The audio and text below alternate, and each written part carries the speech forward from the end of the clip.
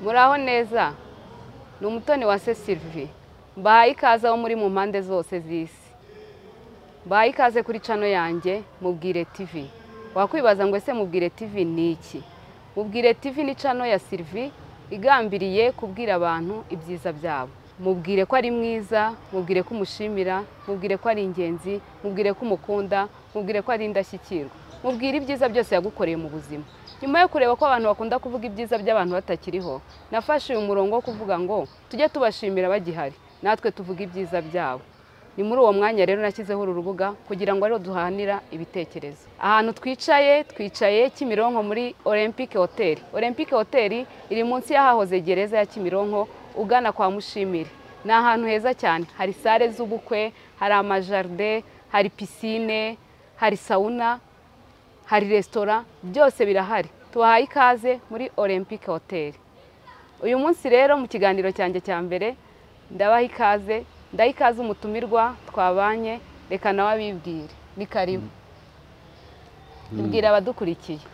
Nitwa Sizere Marcela, nkaba ndi papa wa Sylvie, umutoni wa se. Murakoze cyane. Ese papa ngo haye ikaze. Ikibazo cy'amatsiko njya ndibaza ngo ni igiki wagendeyeho kugira ngo nyite umutoni wa se? Ubona se utari umutoni wanjye nyine? Oya ndabizirikana. Ahubwo nibaza ni iki cyaguteye guhitamo iryo zina? Izina, buri zina ryose rifite icyo rikomokaho. Hagati yawe na mwene data Patrick hanyuzemo inda nyinshi za mama zavagamo. Nyuma rero tugize amahirwe tubona wowe igumyemo, ivuka kandi nari nkeneye kubona umwana w'umukobwa. Ubwo rero nibwo nahise nkwita umutoni wa Sylvie. Urakoze cyane. Najyaga mbyibaza ariko sinarinzi impamvu. Ndagushimiye. Rero kuri uyu munsi ndashaka kubagezaho urugendo rwanjye na papa wanjye. Abantu benshi bakunda gutekereza yuko nta babyeyi beza b'abapapa babaho. Ariko papa wanjye muri gahunda yo kuvuga ngo mubwira kiriho, papa wanjye ni umupapa mwiza. Papa wanjye ni indashyikirwa. Urugendo twagendanye turarutangirira mu gihe cya Jenoside yakorewe Abatutsi. Nari umwana mutoya, hanyuma turi kumwe n'umuryango wacu wose biza kurangira mama wanjye apfuye. Icyo gihe twaratandukanye, tumaze gutandukana. Papa niwe twabanje gutandukana bwa mbere, dusigarana na mama nawe tuza gutandukana arapfa. Amaze gupfa, ngewe nari umwana muto, nta hantu nari kubasha kugera. Urugendo rwanjye nta hantu nari gukora ngo ngende nzagere. Hari umuryango wari inshuti yacu, baramfashe bandyamisha mu ngorofani yabo, bansasira imyenda mu ngorofani. Twari dutuye Kimironko, baranjyana bangeze ibyumba. Hanyuma turi ibyumba, urumva nta hantu nigeze ngenda n'amaguru. Abo bantu iyo famiye ndayishimira, nabo bazagaruka mu biganiro byanjye. Hanyuma tugeze ibyumba, banze ubuzima bwari butangiye kugenda neza. Papa wanjye we yawe na nyuma naje kumva ko ngo yabaga i Kayonza, aza kuza, yakoreraga inkotanyi, hari ibintu yacuruzaga, aza kurangura ibyumba. Hanyuma rero aza kumbona, aza kutubona. Ubuzima bwarakomeje, tuza kugaruka mu rugo. Twabanje kubana, ibyo byo ngenda byibuka neza. Twabanye na papa, ngewe na papa mu nzu, nta wundi muntu turabona. Nyuma twaje kubona musaza wanjye, araza nawe turabana. Ubuzima bwakomeje kugenda neza. Naje gutangira primaire, njya kwiga. Njya nibuka cyane niga primaire, navaga ku ishuri. Nava ku ishuri, papa wanjye nkasanga ahantu yicaye n'abandi bapapa ku muhanda. Akahita amamagara, akankikira. Nasangaga ari kunywa fanta ya Coca. Icyo gihe niyo yakundaga cyane. Akankikira, akabanza akama kuri Coca ye. Yamara kuma kuri fanta, akambaza ngo urashaka iki? Nahitaga mvuga ko nshaka amata y'ikivuguto na keke. Nakundaga ikivuguto cya Nyabisindu. Papa akakingurira, yarangiza tugatahana. Ntabwo yanyoherezaga mu rugo ngo asigare wenyine ku muhanda. ahubwo twaratahanaga tukagenda tukajya mu rugo. Ndabyibuka amashuri narayize nkomeza kwiga, ngeze mu mwaka ngiye mu wa gatanu hari ibintu byaje kubaho. Hari umwarimu umwe yabaga ku kigo kimwe, baza kumumanura, ari umudirectrice, bamugira umwarimu. Aje ku kigo cyacu yarakubitaga cyane abana. Abantu twiganye primaire murabyibuka, muzaza muri comment mubivuge. Akubise naratashye mbibwira papa, ndamubwira ati haje umuntu ukubita cyane. Papa wacu ntago yajyaga dukubita, nta nubwo yajyaga avuga nabi, kuko yatubwiye ko kuva turi abana na papa watigeze amukubita. Bityo rero kandi yabaye umugabo. Twaragiye ndabimutekerereza, papa ahita avuga ati hoya icyo kigo ugomba kukivaho. Yanjyanye ku kindi kigo njya kwiga, nkomereza amashuri yanjye Kicukiro. Icyo gihe ndabyibuka nagiye mu mwaka wa gatanu, ariko ahita nansabira yuko naba muri interne, nkiga muri interna. Yahise ansabira ikigo cya secondaire bari bafite, niga muri nkajya nta muri secondaire ariko niga primaire. Nabanye n'aba secondaire paka ngeze mu wa gatandatu ndarangiza nkora ikizami. Maze gukora ikizami cy'amashuri abanza nakomeje secondaire. Ndabyibuka neza ngiye muri secondaire, papa yanjyanye ku ishuri. Twagiye kwiga ahantu Musha mu kigo cyitwaga Senkizito. Abantu barakizi, abana twiganye. Ibintu mvuga n'ukuri, abantu bose babizi bazaza babitubwira. Papa wanjye rero yakomeje kumbera umubyeyi mwiza, umubyeyi w'indashyikirwa. Yazaga kunsura ku ishuri, akanjyana ku ishuri. Igihe cya visite yaransuraga, n'igihe cyo gutaha yazaga kumfata. Iyo byageraga rero igihe cyo gutaha, kwa kundi hamwe n'abandi bana mushaka ko atazaza kumfata, nkajya gutega bisi n'abandi bana, nabwiraga animateri wanjye akamunsabira. Nkamubwira ati animateri mpamagarira papa umunsabire nzatahane n'abandi bana. Papa icyo gihe yarabyemeraga. Ikintu nibuka gisekeje cyerekanaga ukuntu nkunda papa wanjye nanjye, ndiga aho ngaho Musha nigeze kurota ko papa wanjye yapfuye. Navuye ku ishuri nta muntu mbibwiye, ndagenda. Icyo gihe papa wanjye yakoraga mu mujyi hafi ya Hotel Okapi. Nagiye kumureba, papa agiye kubona abona ndaje. Ati se byagenze gute mwana wanjye? Ndamubwira ati papa uzi ko narose wapfuye? Arampobera arambwira ati hoya, ati ubwo warose napfuye? Ati humura nta kintu nzaba, ati nta kintu nzaba. Ndangije ndaranjyana muri Hotel Okapi, angurira ibyo kurya, angurira ibyo kunywa, aramfata anshyira mu modoka ansubiza ku ishuri. Aho hantu narahize, ndangije nza kuhava nkomereza Igisenyi. Nahise njya kwiga Igisenyi muri College Batista kuri Gacuba ya kabiri. Papa wanjye ntiyacitse intege ngo avuge ngo urugendo wenda rubaye kure. Yakomeje kunsura, akomeza kunyitaho. Ndabyibuka ngeze mu mwaka wa gatatu nibwo papa wanjye yanguriye telefone ya mbere. Angurira telefone arambwira ati uzajya umbwira amakuru yawe, unavugisha abavandimwe bawe, ubabwira ukuntu tumeze. Icyo gihe yakomeje kujya nsura. Ndabyibuka hari restaurant yabaga Igisenyi munsi ya gare yaho yitwaga Auberge, ndakeka yari Auberge. Iyo yazaga yarambwiraga ati duhurireyo. Nkagenda papa akangurira ibiryo, akanzanira ibintu yankuriye kuri Nyirangarama, twamara kurya n'abashuti banjye akansubiza ku ishuri. Ubuzima bwakomeje kugenda neza.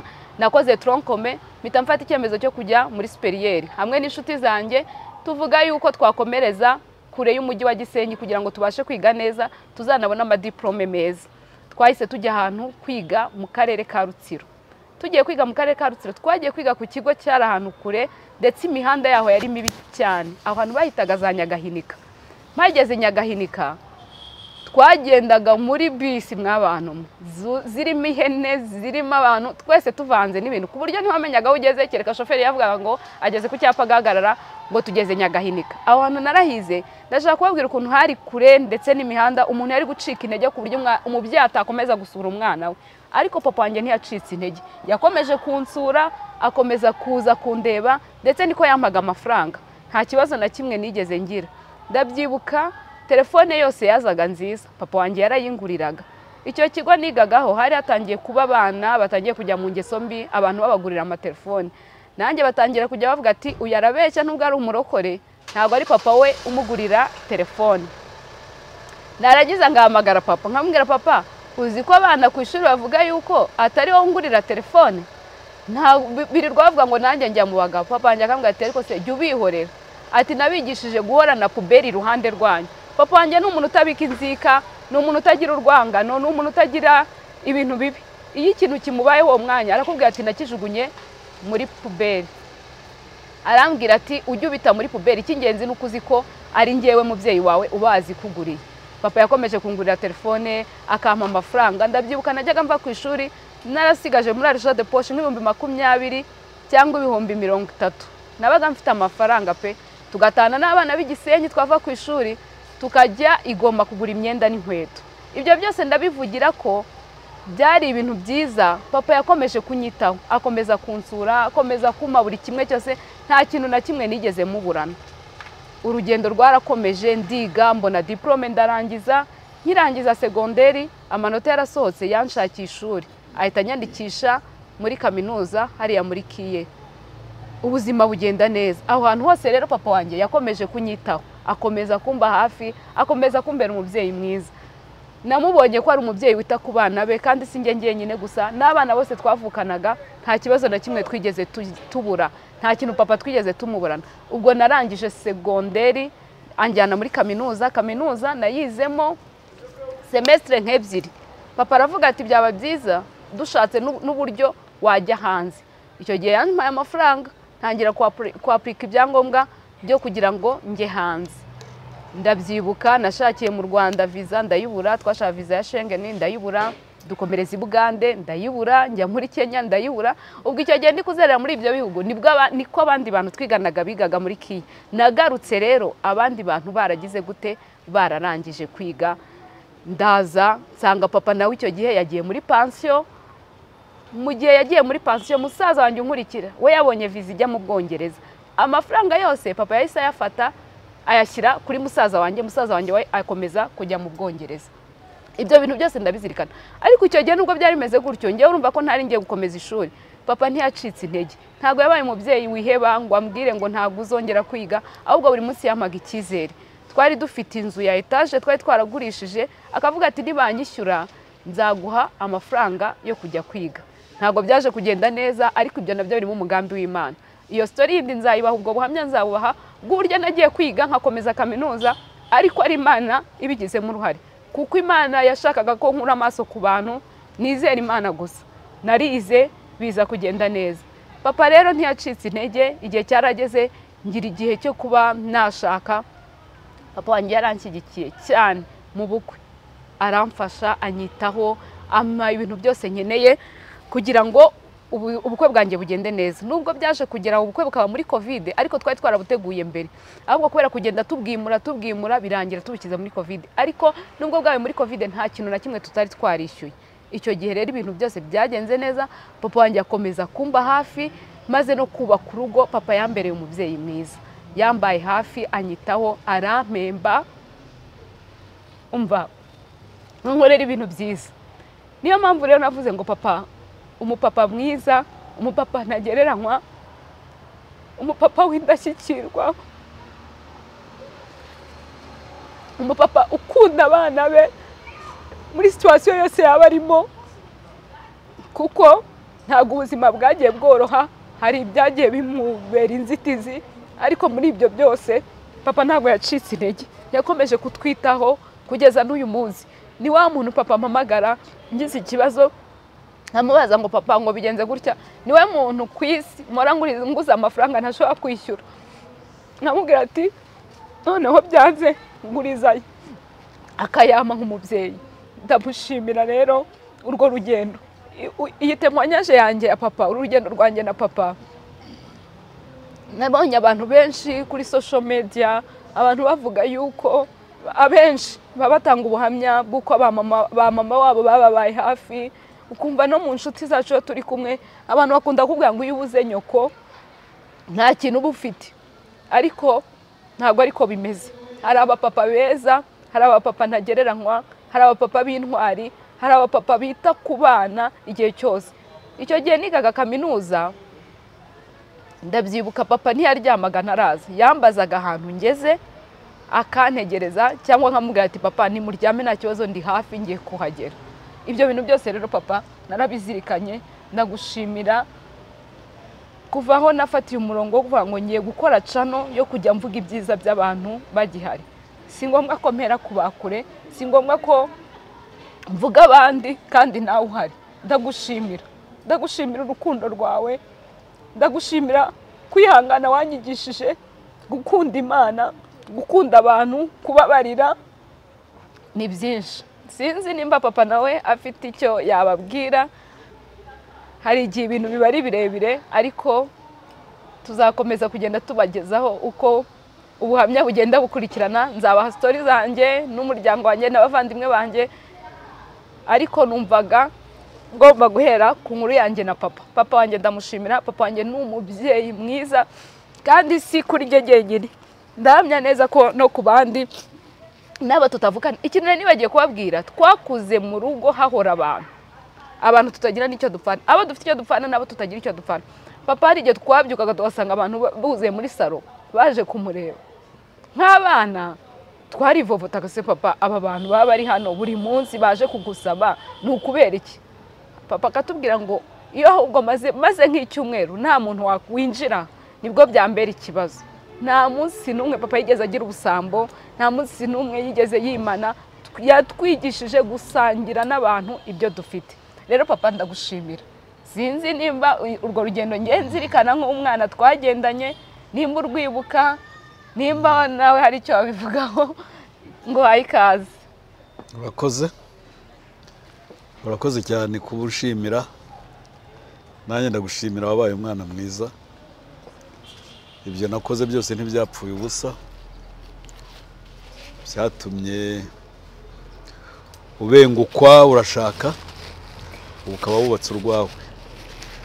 Mu by'ukuri ibintu byose bigira aho bikomoka.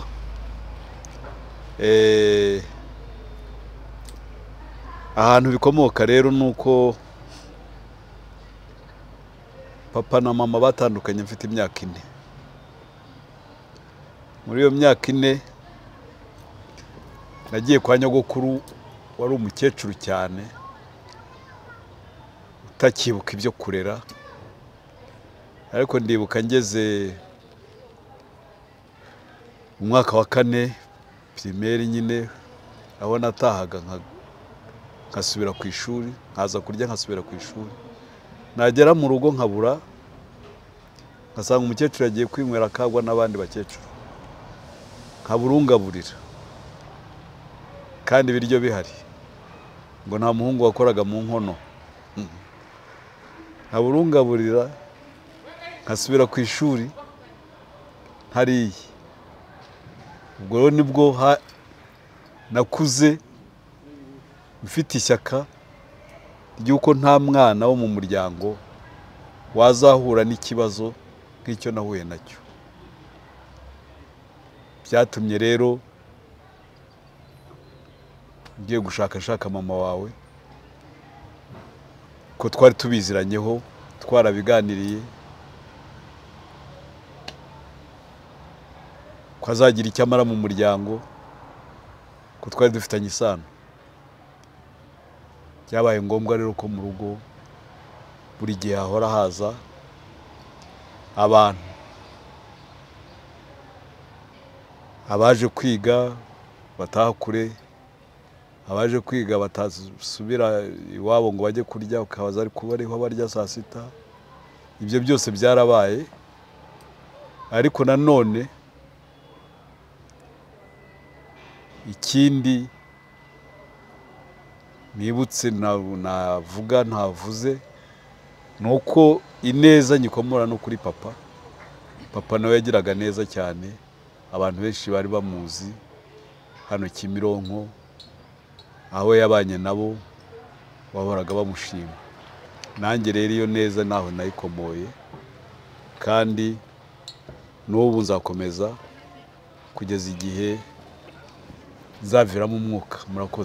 Murakoze cyane papa, arakoze, ndamushimiye cyane. Ntabwo biba byoroshye kuzana umuntu wa mugani w'abandi ati kuri iyi mihanda kumusaba uzaze dukorana ikiganiro, azi ko aribwo ngiye gutangira, ntabwo byoroshye. Ariko papa wanjye ndamushimira ko igihe cyose amora hafi, igihe cyose ankomeza. Ni muri urwo rwego rero nzagenda mbabwira n'abandi bantu mu buzima bamfashe ukuboko. Nawe utekereje neza, buri ntambwe umuntu ageraho hari umuntu uburi inyuma, hari umuntu Kristo akoresha kugira ngo ugire aho ugera. Reka tubashimire, reka tubabwire ibyiza byabo, reka tubabwire ko bagize umumaro, reka tubabwire ko inama baduhaye zatubereye impamba muri uru rugendo. Ngenda bizirikana cyane, ngewe abantu b'inshuti zanjye duhorana hafi barabizi, mfite principe ivuga ngo sinzagushyira kuri stati yanjye wapfuye ntarayigushyizeho uri muzima, ngomba kugushyiraho uri muzima, nkakubwira ko ngukunda, nkakwereka urukundo ugihari, kuko ibyo uba warakoze biba ari ingenzi. Papa rero ndamushimiye, Imana imumugisha, namwe mwari mudukurikiye turabashimiye, mugumane natwe, mudushyigikire, mukore share, like, comment, subscribe, ibi biganiro bigere kure kandi n'inyunganizi, hamwe namwe twagera kure. Murakoze.